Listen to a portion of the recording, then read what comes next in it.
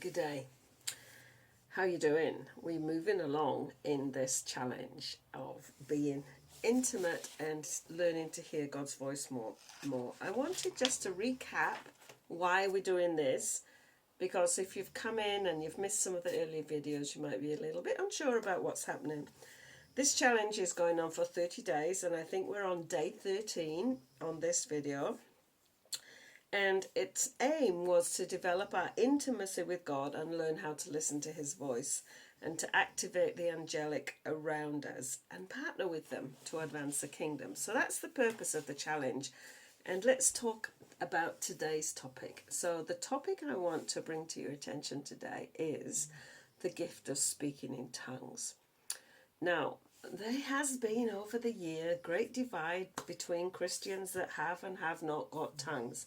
And my opinion, my view is that everybody who wants tongues can have them, because it is the gift of the Holy Spirit which resides in you when you become born again.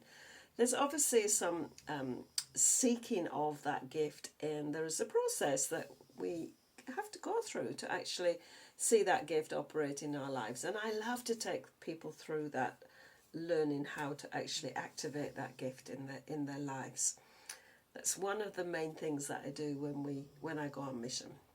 So why is this gift so important? Paul talks about it in 1 Corinthians chapter 12, and he talks about that he prays in tongues more than any other. And the gifts that are mentioned in that chapter are the gifts of the Holy Spirit. There's 9 of them, and tongues is the last one. And he talks about tongues and interpretation of tongues being the same as prophecy, which is pretty key. We talked about prophecy yesterday. Tongues is the only gift that is to edify and build up yourself. And there is different types of tongues. There is tongues that becomes a language that somebody else can understand that you're speaking their language.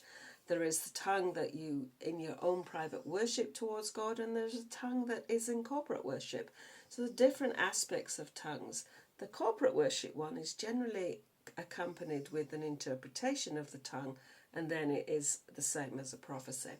So it's really key that every believer actually develops this gift in their lives, because it's a major way to actually get into the presence and get into that intimacy, that relationship with God.